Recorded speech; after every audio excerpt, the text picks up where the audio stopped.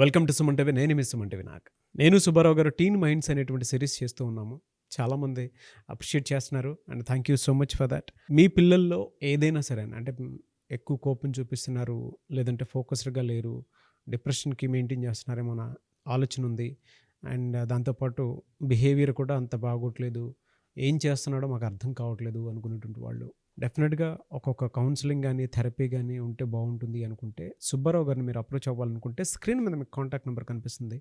దానికి మీరు call or message WhatsApp చేసి అపాయింట్మెంట్ బుక్ చేసుకోవచ్చు. సో కమింగ్ టు సబ్జెక్ట్, పిల్లలకి తండ్రి విలువ ఎప్పుడు తెలుస్తుంది? యాక్చువల్గా దీని మీద రకరకాల కథనాలు మనం చూస్తూ ఉంటాము.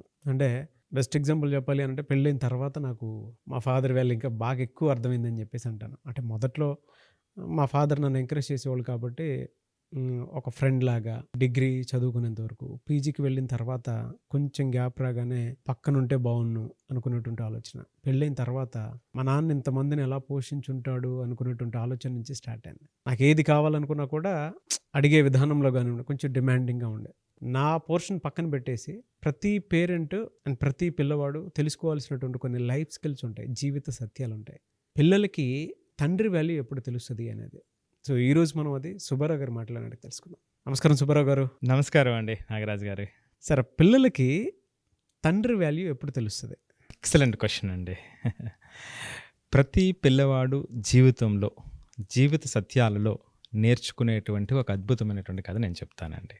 ఇప్పుడు మీరు కూడా చెప్పారు, ఏ వ్యక్తికైనా సరే, ఏ పిల్లవాడికైనా సరే అతను తండ్రి అయిన తర్వాత ఆ తండ్రి విలువ తెలిసి వస్తుంది అనేటువంటి చెప్తూ ఉంటారు.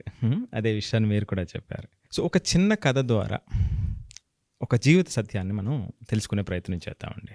ఈ కథలో ఏమిటంటే అండి, ఒక తండ్రి కొడుకుని తీసుకుని జాతరకు బయలుదేరాడు.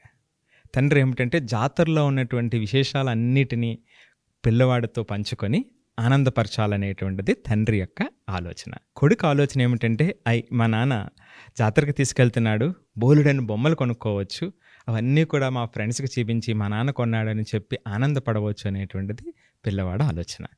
సో ఈ రెండు ఆలోచనలతో ఇద్దరూ బయలుదేరారు. తండ్రి జాతర ఎలా ఉంటుందో ఎక్స్పీరియన్స్ చేద్దాము, తెలుసుకుంటాడు అనేటువంటి తండ్రి ఆలోచన. పిల్లవాడేమో అక్కడున్న బొమ్మలన్నీ కొనుక్కోవాలి, ఆనందంగా మన ఫ్రెండ్స్కి చూపించాలి, కొనిపిస్తాడు అనేటువంటిది కొడుకు ఆలోచన. వీళ్ళిద్దరూ అలా జాతరలోకి ఎంటర్ అయ్యారండి.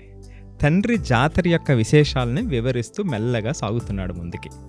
అతని చిన్ననాటి జ్ఞాపకాలు, ఆ జాతరకు సంబంధించినటువంటి ప్రత్యేకతలు చెప్తూ ముందుకు వెళ్తున్నాడు.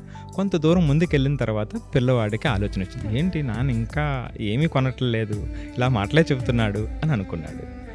కొంచెం ముందుకు వెళ్ళిన తర్వాత తండ్రికి ఆలోచన వస్తుంది, ఏంటి నా దగ్గర ఉన్నటువంటి డబ్బులతో నా అబ్బాయిని సంతోషపెట్టేటువంటి బొమ్మ ఏది కొనగలను అని తండ్రి ఆలోచన.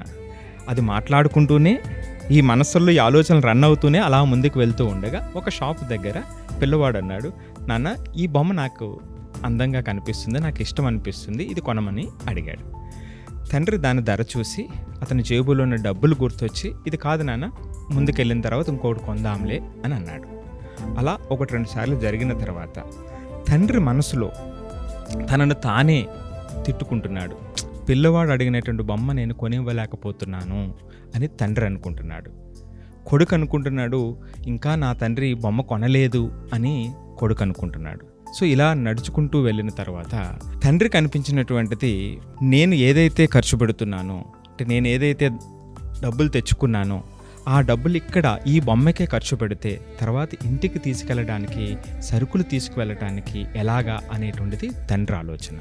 అయినప్పటికీ ఏదో ఒక బొమ్మ కొని నా కొడుకుని ఆనందపరచాలి అనేటువంటిది అనుకుంటూ ఉన్నాడు.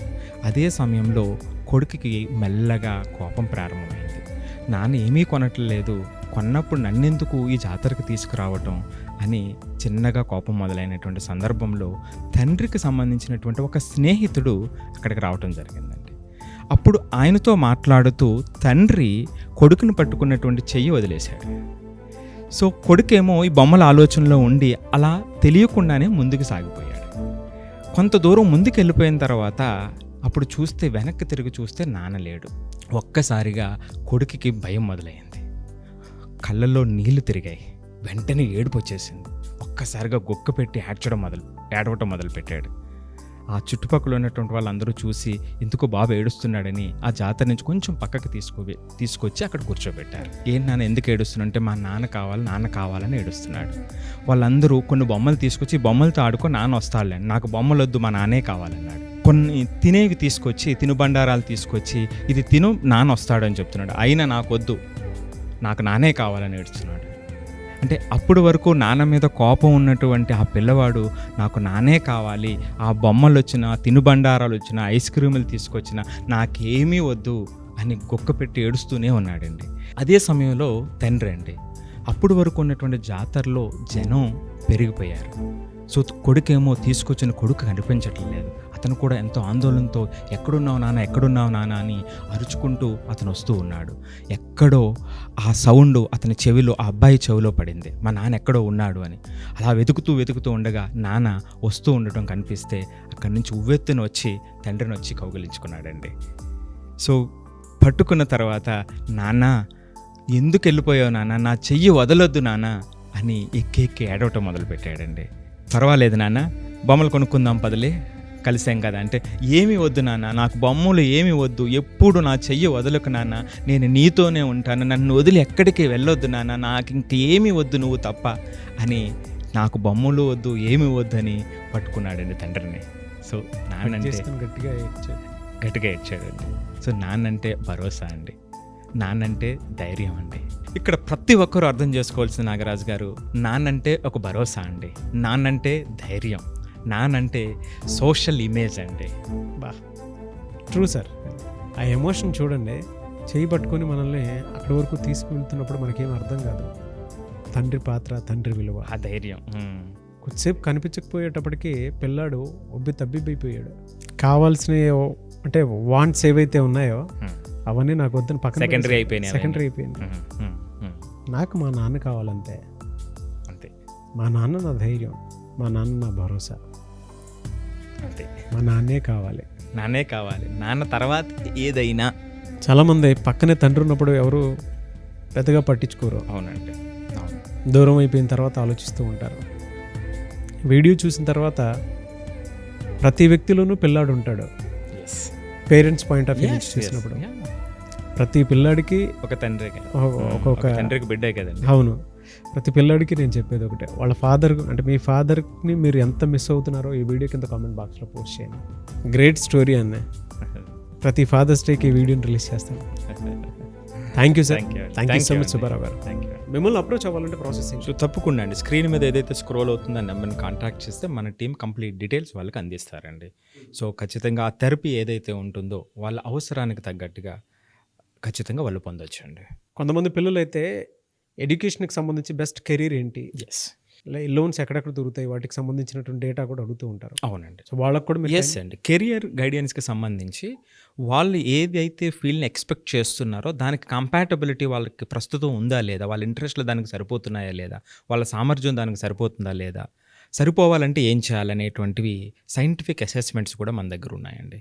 సో దానితో పాటుగా కాంపిటేటివ్ ఎన్వైరన్మెంట్లో వాళ్ళకు వచ్చేటువంటి ఇబ్బందులను అధిగమించడానికి ఆ మెంటల్ స్ట్రెంగ్త్ని పెంచుకోవటానికి కూడా మనం కోర్సెస్ని ఆఫర్ చేస్తున్నామండి. ఆ నెంబర్కి కాల్ చేస్తే కంప్లీట్ డీటెయిల్స్ వాళ్ళకి అందుతాయండి. రియల్లీ ఫ్యాంటాస్టిక్ అండి. Thank you sir, thank you so much Subbarao garu. Thank you అండి. సో చూసారు కదండి వీడియో. ఈ వీడియోపై మీ అభిప్రాయాన్ని కామెంట్ బాక్స్లో పోస్ట్ చేయండి. ముఖ్యంగా మీరు కనుక మీ పిల్లల్లో ఏదైనా సరే అనే మీరు అబ్నార్మాలిటీ కనుక గమనించినట్లయితే, ఒక కౌన్సిలింగ్ అవసరం ఉంది అనుకుంటే దయచేసి మీరు డిలే చేయకుండా వెంటనే సుబ్బారావు గారు అపాయింట్మెంట్ తీసుకోవచ్చు మీరు. ఈ వీడియో లైక్ చేయండి, షేర్ మాత్రం తప్పకుండా చేయండి. ఇలాంటి మరిన్ని వీడియోస్ కోసం మా ఛానల్ ఫాలో అవ్వండి. Thank you.